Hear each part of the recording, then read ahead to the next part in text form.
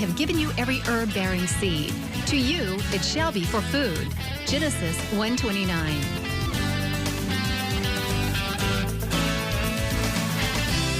Man did eat angels' food. He sent them meat to the full.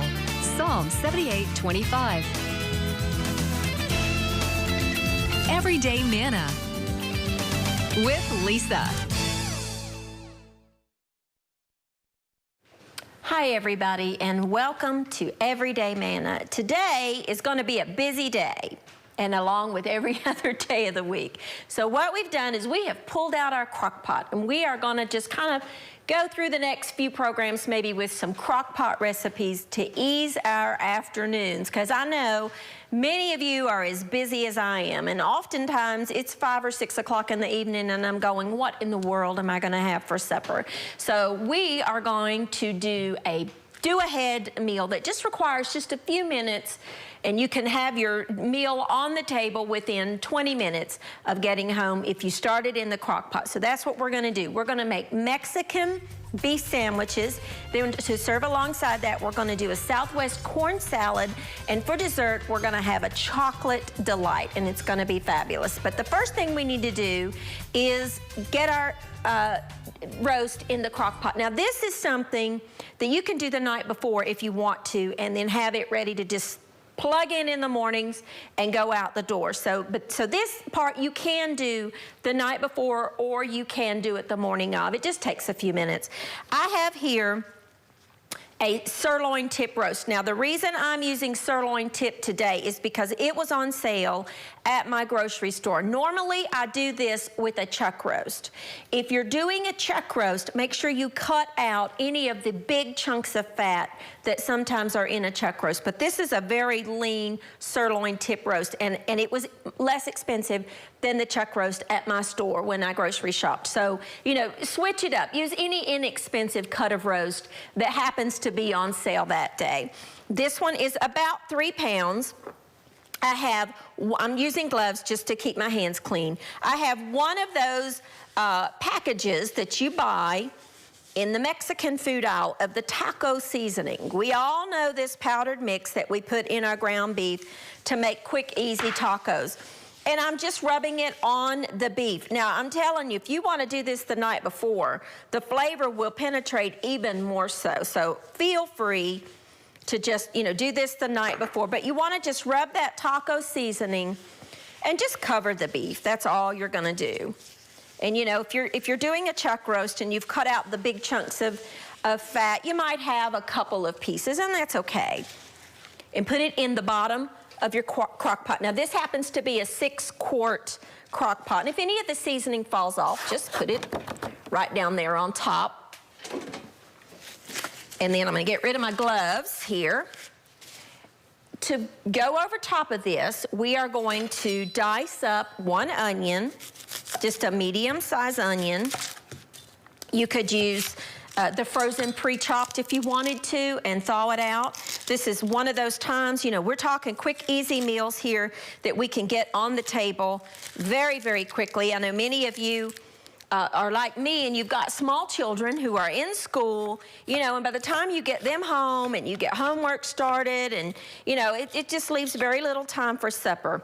So that's why I like to do things ahead in my crock pot. I use my crock pot at home all the time when it is in school season because of that. I mean, it's just a busy, hectic time. And those of us that work, it's hard when you get home. Maybe you don't have small children, but you're busy. This is a great do-ahead recipe. This serves a lot of people, and it's fantastic. I have a green pepper here that I'm going to just dice up. If you don't like green pepper, you know, you could really just proceed on just like that, put the sauce in it, and it would be perfectly fine without the peppers. But the peppers add just such a different flavor to it, and I happen to adore peppers, so I put in a green pepper and a red pepper. If you don't have a red pepper, use all green. Or if you have all red, use all red. You can use any color pepper that you want. Now you can dice it, or you can just slice it like I'm doing here, or you can dice it up. It doesn't have to be perfect, a rough chop of some sort, because this is all about speed. It's all about getting dinner on the table in a hurry. And that's the beauty of crock pots. If you don't have a crock pot, I encourage you to get one. They're not expensive. You can get a nice crock pot for, you know, maybe $25.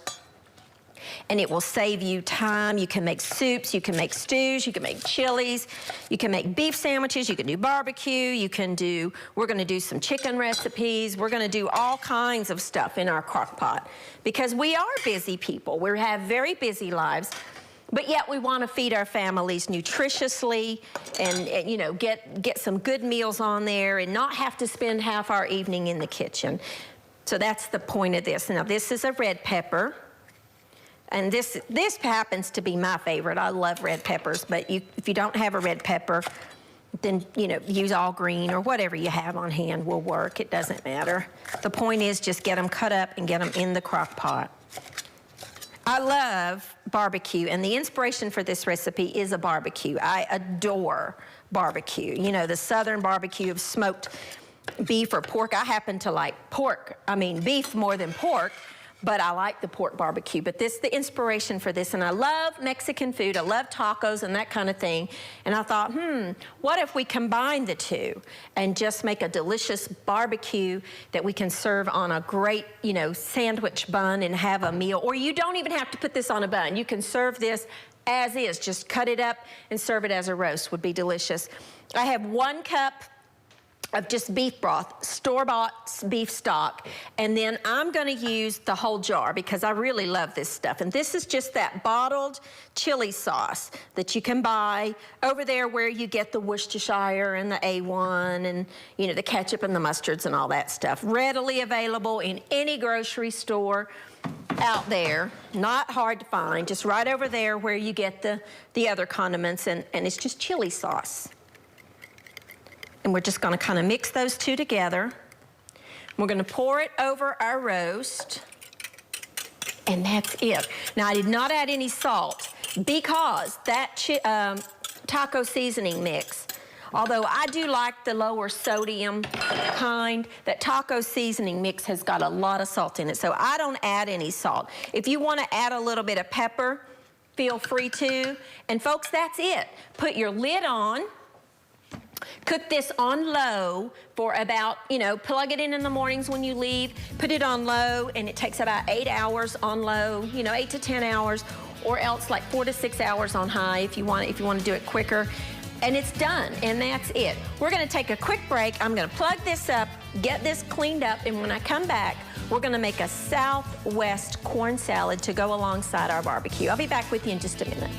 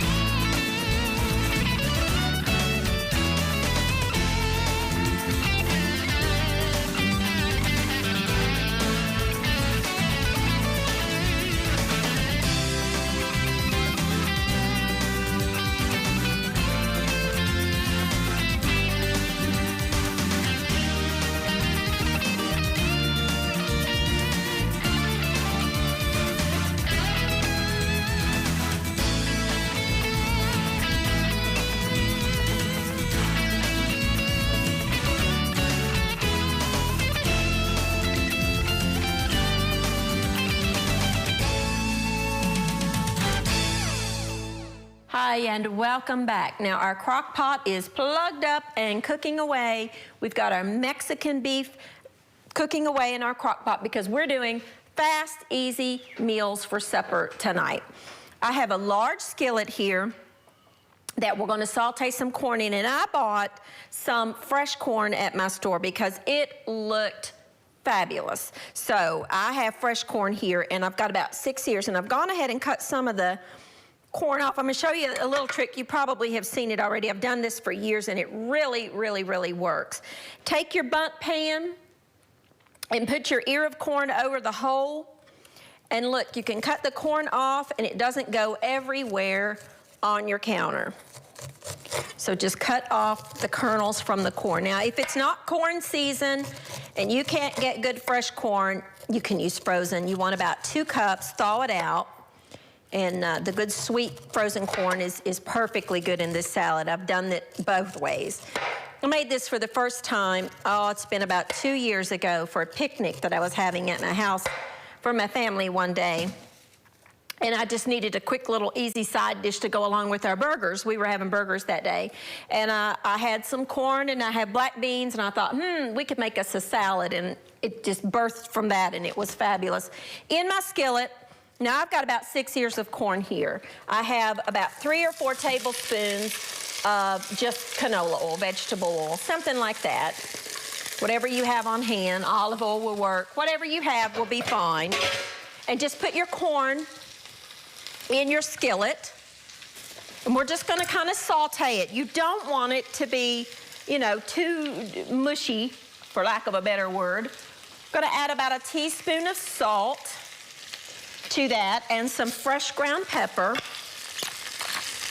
And we're just gonna kind of saute it. You could add, if you wanted to, this is just a starting point. If you wanted to add a little green onion to it, you could. You could add, just a small chopped up onion to this if you wanted to. But I didn't, so, just whatever you want in your house is your kitchen. We just want to saute this corn just a little bit. And I adore corn. I just love corn in any way, shape, form, or fashion. So this is just another way for me to get corn in my diet. Now, if you have a fresh red pepper, use a fresh red pepper, and a green pepper if you have one. But I have some beautiful jarred and drained roasted red peppers, which just add a different flavor. I love roasted red peppers that you buy in the jar. They're fabulous. And you just want to dice them up. I have the whole jar, the little jar. You just want to dice it up. Roasting gives it a different flavor. You see the little, let me find a little. You see the little speck of black on there? That's perfectly fine. Don't worry about that. That's just its flavor. That's just the charred skin. In the summer, if I have lots of peppers in the garden, I will roast them in the oven. Just put them, wash them and put them in the oven until the skin turns black. And then put them in a bowl, cover it with some plastic wrap, let it sit for like 5 minutes to loosen up that skin. And they are delicious. And you can make those and then put them in a jar and cover them with some olive oil and put it in your fridge, and they'll keep that way for about a month. Or you can eat them like I do. They're delicious on sandwiches, just absolutely phenomenal on a sandwich. I have a big bowl here that I'm gonna build my salad in. And let's go ahead and get our peppers in there while our corn is sauteing. This is just a quick little easy salad that this particular one would be great to take on a picnic because there's no mayonnaise in it. And it would be a fabulous dish to serve when you have no method of keeping anything refrigerated. We're just sauteing our corn up here. Takes about 5 minutes to get that corn. Still want it to retain a little bit of its crispness, but you want to cook it a little bit. Now, to this, we're going to add 1 can of just drained black beans, and I buy the low sodium kind. Just canned black beans. No trick to it. We're going to add the zest of 2 limes and the juice of the limes. I'm going to go ahead and zest it. You know, I'm left-handed, and I find oftentimes I get started backwards on these microplates. That's why you always see me feeling it to see which way the grates are going. If you don't have a microplane and you can't zest, then don't worry about it. It's okay. But I do encourage you to get a microplane anywhere. They sell them all over now. This started out, this tool right here, started out in the woodworking shop. It's a rasp originally, and cooks, I guess, decided, we can make use of that in the kitchen.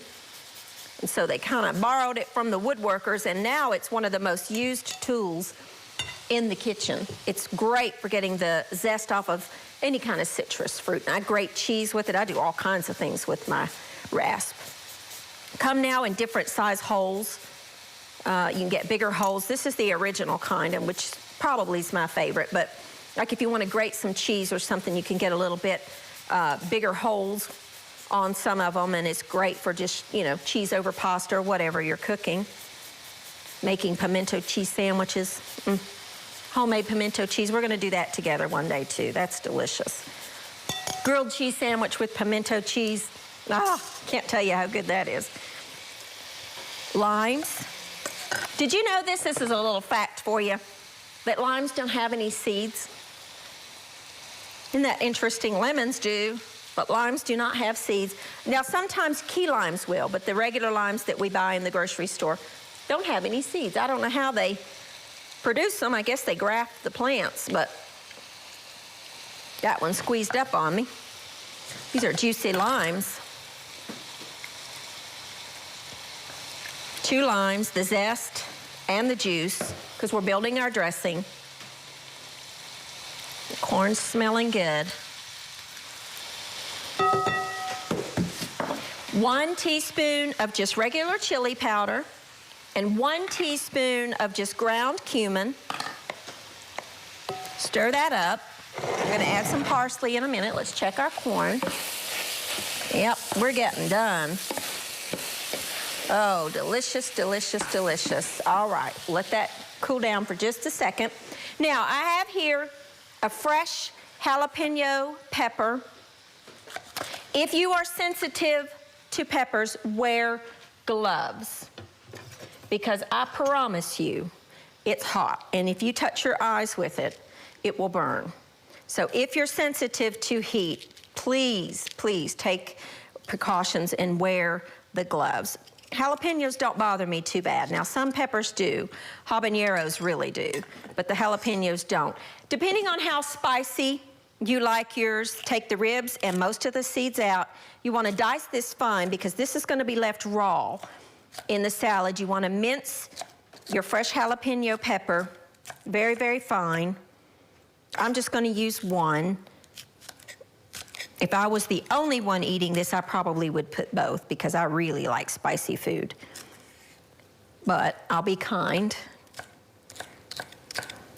I'm going to dice up the jalapeno. It adds just a different layer of heat.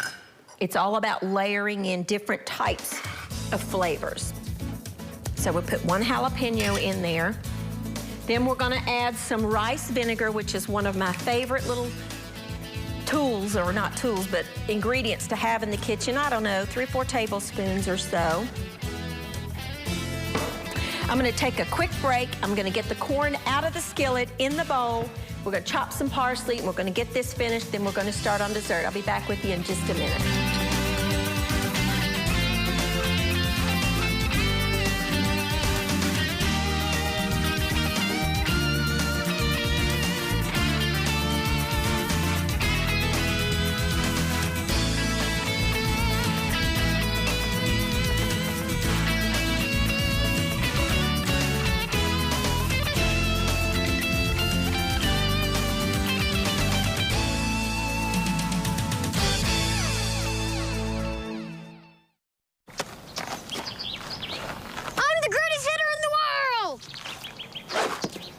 Strike 1. I'm the greatest hitter in the world! Strike 2. I'm the greatest hitter in the world! Strike 3. Wow! I'm the greatest pitcher in the world! Yes! Optimism. Pass it on. A message from the Foundation for a Better Life. Hey, and welcome back. Now, I've got about half a cup of parsley. Over the break, all I did was take the corn out of the skillet, put it in here, and chop up about half a cup of parsley, just fresh flat leaf parsley. Just adds a different fresh flavor to this.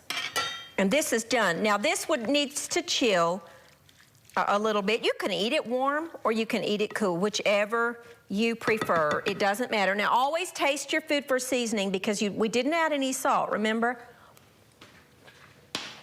And see if it needs, it doesn't need a thing. Absolutely fabulous. So there's our corn salad. I could just eat that. Really good. Now, we're gonna make a quick dessert.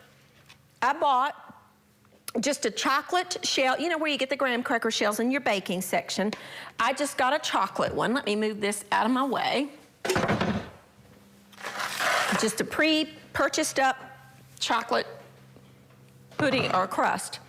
I have a box of a small box of the chocolate pudding, and I'm gonna add about 2 cups of milk, just 2% milk. I'm gonna go a little bit shy first. I always do that. I always go a little bit less on my milk just to make sure of how much I need.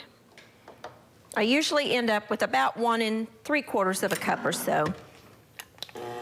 And just mix this up. This could not be easier. And absolutely you could make this the night before. Put it in the refrigerator and it's ready for your family after dinner.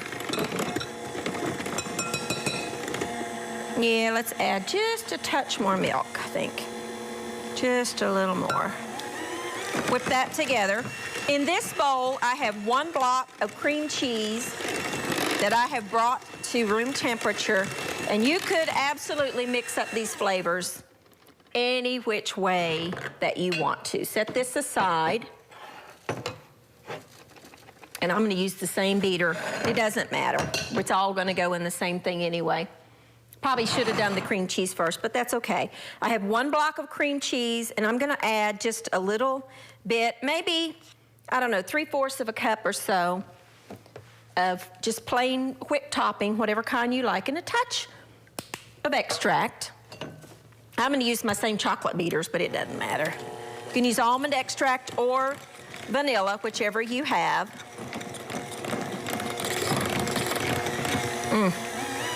Whip that together.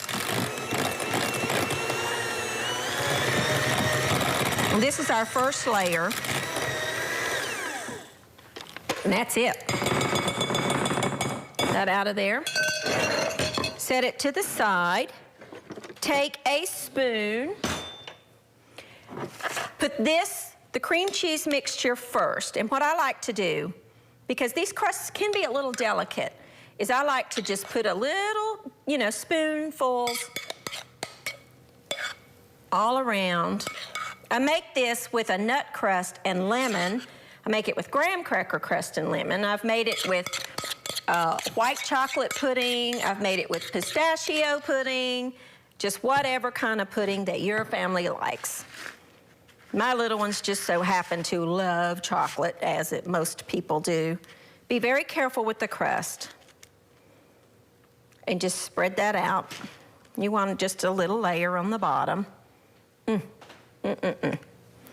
then we're gonna put our chocolate pudding over top of that. And again, mix it up whatever flavors you like. We're just doing chocolate on chocolate today. You could make this with a shortbread crust too. I saw the shortbread crusts. I use those pre-made crusts a whole lot for just quick, easy, simple desserts. And then take some of your whipped topping mixture, and we're, again, just gonna kind of dollop it over and then smooth it out.